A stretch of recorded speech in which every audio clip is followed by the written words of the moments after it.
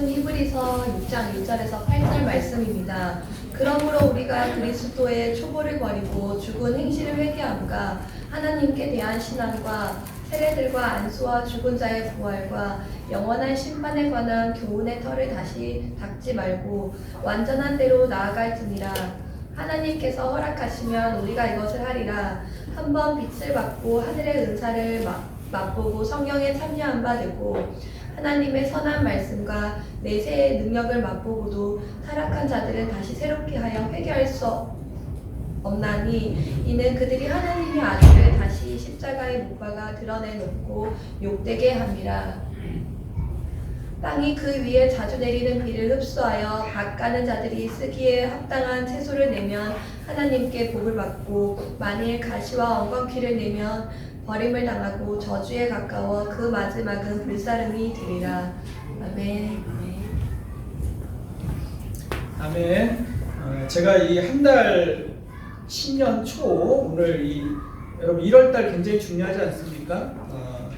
전체 1년의 시작하는 달인데 그래서 제가 이제 부흥회를 지금 우리가 코로나 기간이기 때문에 따로 이렇게 하시기가 어렵기 때문에 그 상황에 맞춰서 한 달 동안 지금 신년 부흥회를 하고 있는 거예요.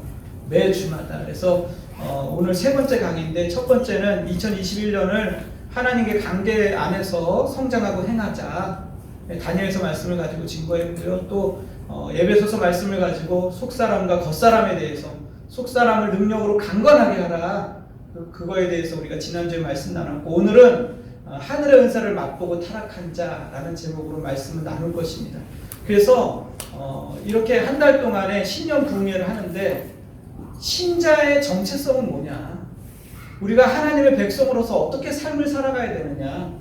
하나님의 백성으로 이 땅에 어떻게 존재해야 되는가? 이것에 대해서 지금 한 달 동안 나누고 있는 거예요. 그러니까 여러분 오늘 그 세 번째 강의 하늘의 은사를 맛보고 타락한 자라는 제목으로 여러분 은혜를 나눌 때 여러분 안에서 신자로서의 정체성을 회복하는 여러분 되시길 바랍니다.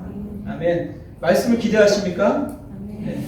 우리 장로님 그쪽에 추워서 저번 주에 막 무릎 비비면서 예배 드리는데 또 그쪽에 앉으셨어요? 세 개 입고 오셨군요. 네. 자, 오늘 여러분 추울까봐 제가 아침 9시부터 펴놨어요. 9시부터. 그리고 앞에 난로도 우리 반주하는 분 추울까봐 또 사다가 갖다 놓고 만반의 준비를 하니라고 했습니다, 여러분. 그래서 따뜻하게 또 춥지만 또 견디시면서 이렇게 예배 드리십시오. 자, 오늘 말씀 굉장히 중요합니다. 오늘 말씀을 보면 이제 4절 말씀 한번 보면 이렇게 되어 있어요. 한번 빛을 받고 하늘의 은사를 맛보고 성령에 참여한 바 되고 하나님의 선한 말씀과 내세의 능력을 맛보고도 5가지죠. 빛을 받고 하늘의 은사를 맛보고 성령에 참여한 바 되고 하나님의 선한 말씀과 내세의 능력을 맛보고 이 정도면 굉장한 거 아니에요? 그쵸? 하늘의 은사를 맛본 거예요. 그러고도 타락한 자들은 다시 새롭게 하여 회개할 수 없나니 이는 그들이 하나님의 아들을 다시 십자가에 못 박아 드러내놓고 욕되게 합니다. 이렇게 돼 있어요.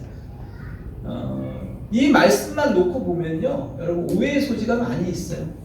그러니까 이 말씀은 성경에 여러 가지 난해 구절이 있는데 그 중에 하나입니다. 그래서 아직까지도 신학적 논쟁이 되고 있는 말씀이에요. 근데 저는 이 말씀이 굉장히 중요해요. 기독교인의 신자의 세계관, 가치관, 구원관이 다 들어있습니다. 그래서 이 말씀을 잘 해석해내는 게 굉장히 중요합니다. 자, 여러분 이 말씀을 놓고 보면 이런 거예요. 그러니까 하늘의 능력을 맛보고 성령에 참여한 바 되고 그렇게 하나님의 그런 놀라운 것들을 맛보고도 타락한 자들은 다시 회개할 수 없다. 구원이 취소될 수 있다. 라는 것으로 보여집니다. 그렇죠? 그런데 사실은 이 말씀은 그렇지 않아요. 오해의 소지가 있다 그랬잖아요. 이 말씀만 놓고 보면 그럴 수 있는데 이 말씀을 이해하기 위해서는 앞에 문장과 뒤에 문장을 같이 보셔야 됩니다. 전체적으로 이 말씀이 주는 의미가 무엇인가 생각해 보셔야 됩니다. 여러분, 여러분에게 질문합니다. 한 번 받은 구원을 다시 잃어버릴 수 있습니까? 구원받은 것을 취소될 수 있어요? 근데 그렇게 생각하는 신학자들도 있고, 실제로 그거에 대한 성경의 말씀을 가지고, 이 말씀을 가지고 그렇게 생각하는 교단도 있어요. 그렇기 때문에 저는요, 저는 개신교, 특별히 우리 개혁신학을 따르고 있기 때문에 저는 이 말씀에 대해서 오늘 또 나누겠지만 여러분 그렇게 생각하지 않습니다. 그러나 여러분 그렇게 생각하는 것도 여러분의 신앙에 있어서 도움이 됩니다. 잘 생각해 보시기 바랍니다. 한 번 받은 구원을 잃어버릴 수 있는가? 여기 보면 한 번 비침을 받고 타락한 자들은 다시 회개할 수 없다. 예수님을 또 못 받은 것이다. 현저하게 욕을 보인 것이다. 이렇게 얘기하고 있어요. 이 말씀을 보면 여러분 구원 자체로만 봤을 때는 여러분 구원은 취소될 수 없어요. 그렇죠? 왜냐하면 여러분 구원이라는 것은 우리의 조건이나 우리의 자격을 논하지 않아요. 우리의 조건과 자격과 상관없이 여러분 구원은 누가 하시는 거예요? 하나님이 주시는 거예요. 100% 하나님께서 우리에게 주시는 선물입니다. 그렇기 때문에 이것을 취소시킬 수 없다는 것이 성경의 논증이에요. 요한복음 10장에 보면 뭐라고 얘기하고 있습니까? 이렇게 얘기합니다. 10장에 28절에 보면 내가 그들에게 영생을 주노니 영원히 멸망치 아니할 것이요 또 그들을 내 손에서 빼앗을 자가 없느니라. 그들을 주신 내 아버지는 만물보다 크심에 아무도 아버지 손에서 빼앗을 수 없느니라. 누가 영생을 줬다고요? 장로님? 누가 구원을 줬다고요? 하나님이 우리에게 구원을 줬다는 거예요. 하나님이 주신 구원을 빼앗을 수 있다 없다? 없다. 성경이 이렇게 얘기합니다. 취소될 수 없다. 하나님이 주신 구원이 줬다 뺏었다 할 수 있는 것이 아니다. 이렇게 얘기하는 거예요. 없다는 거죠. 그러니까 구원 자체로만 설명했을 때는요, 하나님의 구원, 그건 뭐죠? 우리의 신분을 얘기하는 거예요. 여러분이 하나님의 자녀가 되는 신분, 하나님의 백성이 됐다는 그 권위, 지위, 그런 어떠한 운명, 이런 것들을 빼앗길 수 있어요, 없어요? 없다는 거예요. 여러분의 신분이나 운명을 바꿀 수 있는 게 없어요. 왜냐하면 하나님의 자녀가 되는 것은 하나님의 손에 달렸기 때문에. 이것에 대해서 뒷받침해 주는 게 로마서 8장 말씀이죠. 뭐라고 얘기하고 있습니까? 내가 확신하노니 사망이나 생명이나 천사들이나 권세자들이나 현재인이나 장래인이나 능력이나 높음이나 깊음이나 다른 어떤 피조물이라도 우리를 우리 주 그리스도 예수 안에 있는 하나님의 사랑에서 끊을 수 없느니라. 그러니까 내가 하나님의 자녀가 된 그 신분을 세상의 어떠한 권세로도 끊을 수 있다 없다? 없다. 이렇게 얘기하는 거예요. 확신하는 거죠.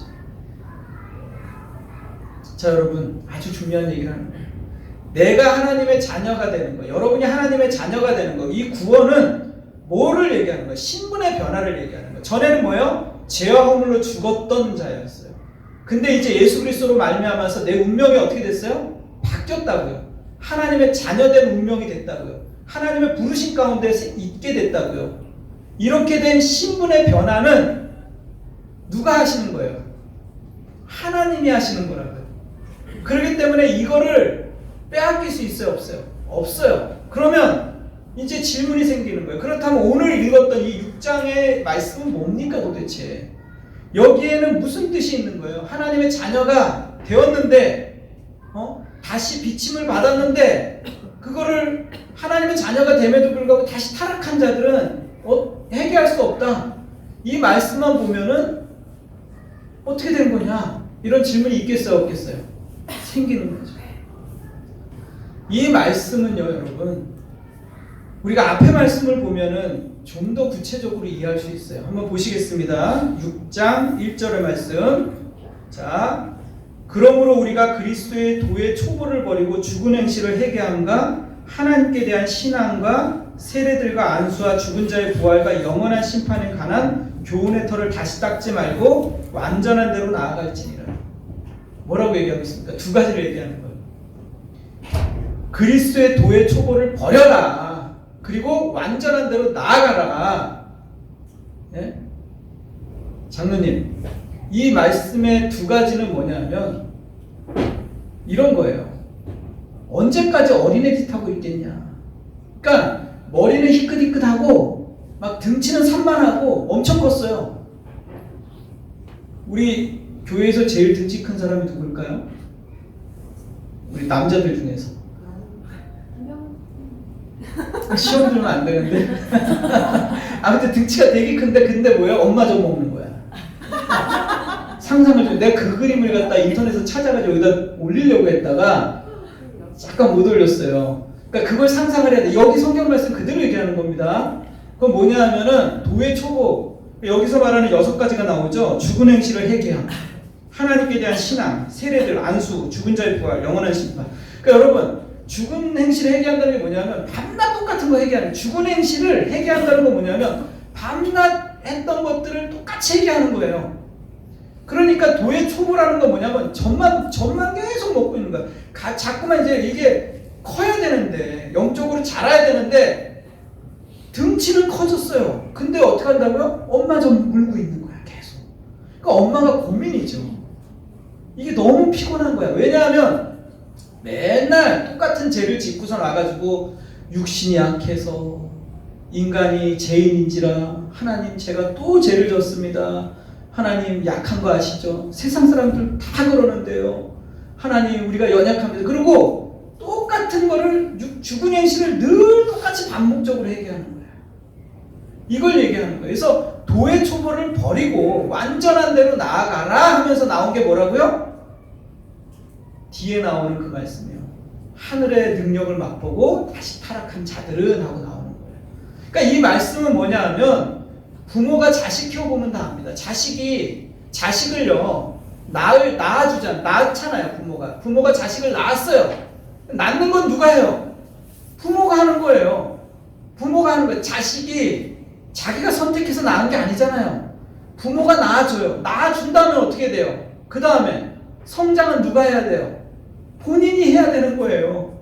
물론 부모가 도와주지만 그 모든 거 음식을 먹고 소화시키고 성장하고 지적 능력을 가지고 공부를 하고 이거 누가 해야 되는 거예요? 자기가 해야 되는 거예요. 우리의 신분의 변화는 누가 시켜줘요? 100% 하나님이 하는 거예요. 그러나 신자답게 사는 거, 하나님의 백성답게 사는 거, 하나님의 자녀답게 사는 건 누가 해야 된다고요? 우리가 해야 되는 거예요. 따라합시다. 우리가. 내가 해야 되는 거예요. 근데 이거를 어떻게 생각하냐면 자녀가요 부모가 낳아줬단 말이에요. 그랬더니 어떻게 해요? 성장도 부모가 하라는 거예요.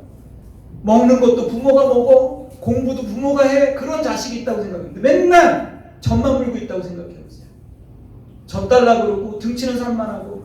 그럼 부모가 이건 뭐예요? 비정상입니다. 이 말씀의 요지는 뭐냐면 한마디로 말하면 요즘 아이들 청소년 말로 하면 이거예요. 쉽게 얘기하면 하늘의 능력을 맛보고 다시 타락한 자는 회개케 할 수 없나니 예수님의 십자가를 현재 못 박았다. 이 말을 현대어로 요즘 청소년들의 말로 하면 이거예요. 너 그렇게 살려면 나가 죽어. 이해가 돼요? 너 그렇게 살려면 나가서 죽어. 정말 죽으라는 얘기예요. 정신 차리라는 얘기예요. 정신 차리. 경고하는 거라고요. 왜냐하면 하나님의 백성들이 여러분 심각해요. 진짜로. 왜 오늘날 교회가 이렇게 무너졌죠? 왜 오늘날 세상에 이렇게 지탄을 받죠? 도덕적으로도 무너져 있어요. 덕이 안 돼요. 맨날 재판해요. 교회 안에 들어가 보면 교단 안에 이렇게 인터넷 같이 이렇게 카톡이나 이런 거 있거든요. 저도 들어가 있는데 보면은 서로 혼담해요. 계속 어쩌자고. 나라를 원망하고 뭐를 원망하고 어떻게 하자 그러고 뭐 재판 걸자 그러고. 그래서 기가 막혀가지고 여러분 생각을 해보십시오. 코로나가 처음 터졌을 때는요, 아유 지나가겠지 뭐 금방 끝나겠지. 좀 지나니까 어떻게 해요? 다들 손가락질하는 거예요. 정부가 잘못했다, 어디가 잘못했다. 여러분 이 코로나에 대해서 이 역사에 대해서 온 우주에 대해서 주권을 가지고 계시는 분이 누구예요? 하나님. 제일 먼저 해야 될 게 뭘까요? 그럼 하나님께 무릎 꿇어야 돼요. 이 현 상황을 가지고 하나님 뭐 한다고요? 자식에게 훈계하고 계시는 거예요. 너 정신 차려야 된다. 너 그렇게 살면 안 된다. 인간이 얼마나 연약한 존재인지 알겠니? 너 감기만 걸려도 죽는다 그러지 않아. 조금만 아파도 죽는다 그러지 않아. 하나님 말씀하시는 거예요. 돌이키라고. 멀지 않았다. 하나님 나라가 그렇게 멀리 있는 게 아니다. 가까이 왔다. 처음 믿을 때보다 훨씬 가까이 왔다. 그 말씀하고 있는 거예요. 오늘 말씀을 여러분 귀 기울여 드려야 돼요. 왜냐하면 여러분 금방 지나갑니다. 후. 여러분 그러면 마지막 때 어떻게 될지를 생각을 하셔야 되는 거예요. 여기 보면 6장 7절 8절 뒤에 나오는 말씀을 보면 아주 정확하게 더 오늘 말씀을 이해할 수 있어요. 한번 보시겠습니다. 신자답게 살아야 될 이유에 대해서 말합니다. 여기 7절 8절 말씀 한번 보겠습니다. 땅이 그 위에 자주 내리는 비를 흡수하여 밭가는 자들이 쓰기에 합당한 채소를 내면 하나님께 복을 받고, 만일 가시와 엉겅퀴를 내면 버림을 당하고 저주함에 가까워 그 마지막은 불사름이 되리라. 두 가지 사건이 나와요. 뭐 얘기 나오냐면 땅에 대한 얘기가 나요. 비가 자주 내리는 비가 뭐죠? 여기서 하나님 말씀이에요. 하나님의 말씀, 자주 내리는 비. 근데 이 자주 내리는 비, 하나님의 말씀이 땅에 내렸는데 어떤 밭은 어때요? 쓰기에 합당해서 채소를 막 내고 열매를 맺는 거예요. 근데 또 어떤 밭은 어떻게 됐다고요? 가시와 원금키를 내어 버림을 당하고 저주에 가까워서 마지막은 불사름이 되리라.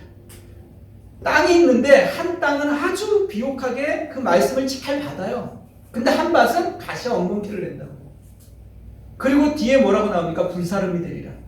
그러니까 두 가지 하나님의 자녀로서 합당하게 살아야 될 이유를 두 가지로 드는데 밭에 대한 이야기와 불사름에 대한 이야기로 드는 거예요. 여러분 성경에 밭에 대한 얘기가 또 나오죠. 예수님께서 얘기하잖아요. 마가복음에. 뭐라고 얘기합니까? 거기서 네 가지 밭이 나와요. 하나는 길가, 하나는 돌밭, 하나는 가시밭, 하나는 뭐예요? 좋은 땅. 이렇게 옥토, 이렇게 네 가지 밭에 나오는데 여러분 이 말씀은요 씨앗에 대한 얘기가 아니에요. 밭에 대한 얘기라고요. 밭의 종류가 네 가지가 있다는 거예요. 여러분. 그런데 여러분 생각해 보십시오. 내가 어떤 밭이에요, 여러분? 하나님의 말씀, 씨앗이 뿌려집니다. 하나님의 말씀에 문제가 있는 게 아니에요. 밭에 문제가 있는 거예요. 하나님의 말씀이 동일하게 뿌려진다고요. 지금 자주 내리는 비처럼. 지금 오늘날과 같이 여러분 매주마다 하나님 말씀을 듣잖아요. 하나님의 말씀이 선포되고 있다고요. 그 말씀이 선포됐을 때 길가는 어떡합니까? 길가에 이 14절서부터 보면은 20절에 예수님이 이렇게 풀이를 해놔요. 보십시오. 14절에 뿌리는 자는 말씀을 뿌리는 것이라. 말씀이 길가에 뿌려졌다는 것은 이들을 가리킴이니 곧 말씀을 들었을 때 사탄이 즉시 와서 그들에게 뿌려진 말씀을 빼앗는 것이요. 또 이와 같이 돌밭에 뿌려졌다는 것은 이들을 가리킴이니 곧 말씀을 들을 때 즉시 기쁨으로 받으나 그 속에 뿌리가 없어 잠깐 견디다가 말씀으로 인하여 환난이나 박해가 일어나는 때에는 곧 넘어지는 자요.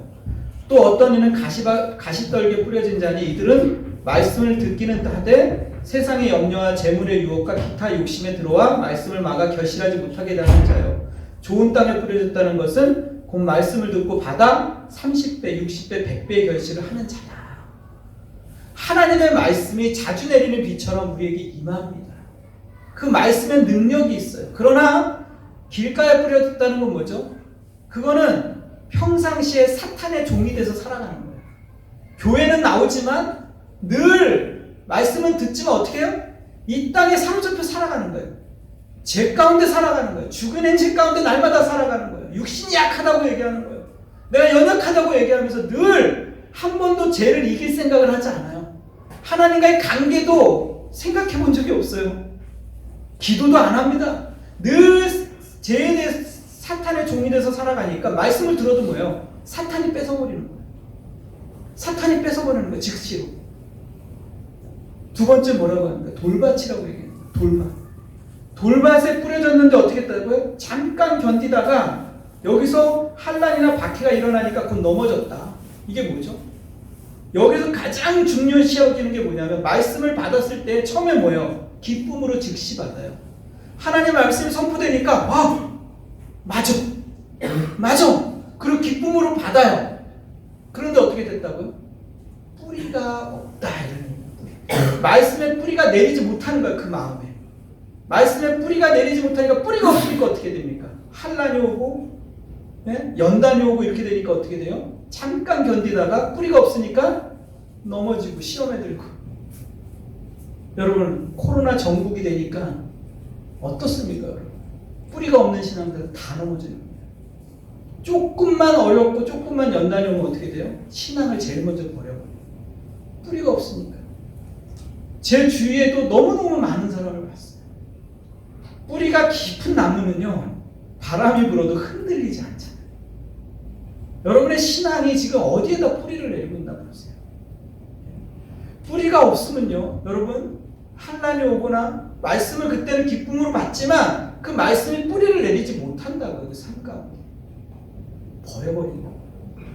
또 하나의 밭을 얘기합니다. 가시밭에 뿌려진 가시밭이라는 게 뭐죠? 여기 뒤에 설명하잖아요. 예수님이 생활의 염려, 재물의 염려, 기타 욕심.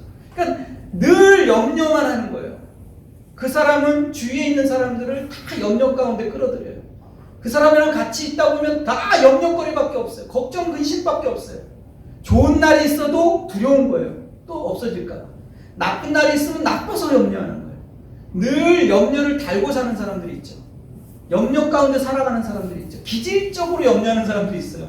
여러분 버리셔야 돼요. 생활의 욕심, 여러 가지 기타 욕심 이런 것들로 인해서 늘 염려 가운데 있는 그 가시밭이죠. 그런 사람들은 어떻게 돼요? 말씀이 뿌리를 내리지 못하는 거예요. 여기 이런 밭에 대한 비유를 하는 거예요. 그러면서 뭘 얘기하면 좋은 땅을 얘기하는 거예요. 여러분 하나님이 자주 내리는 비가 되어서 우리에게 말씀을 주시지만 가시와 엉겅퀴를 내는 자들은요 저주에 가깝다고요. 저주에. 그러니까 하나님의 그 놀라운 축복 가운데 삶을 살아가지 못하는 거죠. 두 번째 뭘 얘기합니까? 두 번째 불사름이 되리라는 거예요. 불탄다고 얘기해요. 여기 불사름이 되리라는 말씀은 고린도전서에 있는 말씀이죠. 한번 보시겠어요? 고린도전서 3장 10절. 두 번째, 내게 주신 하나님의 은혜를 따라 내가 지혜로운 건축자와 같이 터를 닦아두매 다른 이가 그 위에 세우나 그러나 각각 어떻게 그 위에 세울까를 조심할지니라. 이 닦아둔 것 외에 능히 다른 터를 닦아줄 자가 없으니 이 터는 곧 예수 그리스도라. 만일 누구든지 금이나 은이나 보석이나 나무나 풀이나 집으로 이 터 위에 세우면 각 사람의 공적이 나타날 터인데 그날에 그 공적을 밝히리니 이는 불로 나타내고 그 불이 각 사람의 공적이 어떠한 것을 시험할 것이라. 만일 누구든지 그에 세운 공적이 그대로 있으면 상을 받고 누구든지 그 공적이 불타면 해를 받으리니 그러나 자신은 구원을 받되 불 가운데서 받는 것 같으니라. 이 말씀이 뭐예요, 여러분? 마지막 때에 공적을 불로 태운다는 거예요. 그래서 예수 그리스도의 터 위에 세운 공적은 남아있지만 지피나 지푸라기나 이런 걸로 한 것들은 뭐라고요? 다 태워서 없어진다. 그러니까 여기 뭐야? 그 공적이 불타면 해를 받으리니 그러나 자신은 구원을 받되 뭐라고요? 불 가운데 구원받는 것 같다. 이렇게 얘기해요. 그러니까 아까 말했던 그 말씀, 하늘의 능력을 맛보고 은사를 맛보고 성령에 참여한 바 되고 타락한 자들, 이게 뭐예요? 불 가운데 구원받는 것 같은 거예요. 그 말씀의 경고는 뭐냐면 엄중한 경고인 거예요. 너희들 그렇게 살지 마라. 하나님의 자녀가 되었으면 하나님의 자녀가 되게 하는 건 하나님이 주신 선물이고 하나님의 손으로 100% 했다 이거예요. 애굽에서 이스라엘 백성을 끄집어낼 때 누가 하셨어요? 하나님이 10가지 재앙을 애굽에 쏟아놓으면서 하나님이 건져서 이스라엘 백성을 출애굽시켰다고요. 손으로 집어서 출애굽시켰다고요. 구원을 받을 때는 하나님께서 우리의 자격을 논하지 않는다고요. 너가 조건이 좋으니까, 네가 열심을 냈으니까, 네가 특출하니까 내가 구원해 줄게라고 얘기하잖아요. 그렇게 되면 어떻게 돼요? 나의 공적으로 구원을 받는 거예요. 그럼 이단이 되죠. 예수 그리스도의 십자가가 필요가 없는 거잖아요. 우리의 구원은 누가 하셨어요? 하나님께서 100%. 나의 신분을, 하나님의 자녀된 신분을 누가 주셨다고요? 하나님께서. 그러나 이제 하나님의 자녀답게 사는 건 누가 해야 돼요? 내가 해야 된다고요. 내가 결정해야 된다고요. 내가 죄와 싸우되 피 흘리기까지 싸워야 된다고요. 하나님 앞에 나아가야 된대요. 근데 밤낮 우리는 뭐 한다고요? 하나님, 죄 졌어요. 이기게 해주세요. 실패했어요. 넘어졌어요. 육신이 약해요. 맨날 그러고 앉아있다고요. 한 번도 죄와 싸우려고 해보질 않아요. 한 번도 죄를 이길 생각을 하지 않아요. 우리는 뭐 한다고요? 하나님의 자녀가 됐기 때문에 의의 도구가 됐다고요. 죄와 싸우되 피 흘리기까지 싸우라고 얘기한다고요. 그리스도의 성품에 참여하라고 얘기하고, 너희가 언제까지 다시 옛날로 돌아갈 거냐 성경을 권면하고 있고, 너가 언제까지 믿지 않았던 때 행했던 것을 다시 행할 것이냐 얘기하고 있고, 성령의 열매를 맺어라 이렇게 얘기하고 있는데 우리는 길을 막고선 하나님이 다 해주세요 이런다. 여기 뭐라고 얘기하냐면 공적을 불태운다고요 마지막에. 근데 공적을 불태울 때 이게 구원을 논하는 게 아니잖아요. 너 구원받지 못해가 아니라 뭐 한다고요? 불 가운데 구원받는 것 같다. 그게 뭐예요? 밤에 자는데 불이 난 거예요. 불이 나니까 어떻게 해요? 놀래서 그냥 벗은 채로, 어떤 사람 속옷만 입은 채로 막 뛰쳐나오는 거예요. 그런 식으로 구원받지 말라는 거예요. 그런 식으로. 많은 성도들이 지금 잠을 잔다고요. 영적인 잠을 자는 거예요. 깨어서 일어나야 되는데 잠을 자는 거예요 지금. 그러니까 불 가운데 구원을 받는 것처럼 구원을 받는 거예요. 예수님 오신다 그러니까 그냥 허겁지겁 그냥 막 뛰쳐나오는 거죠. 여러분, 이것이 결론적으로 굉장히 엄중한 경고입니다. 하나님의 자녀답게 살아라. 신분에 걸맞게 살아라. 너희가 예수 그리스도의 피값으로 구원받은 자가 아니냐. 언제까지 그렇게 젖만 먹으면서 살 것이냐. 도의 초보에 머물러 있을 것이냐. 성장해라. 나아가라. 그리스도의 장성한 분량에 이르기까지 나아가라. 남자답게 강건해라. 이렇게 말씀하고 있는 거예요. 하나님께서 우리에게 요구하시는 것이 무엇인지 아시겠어요?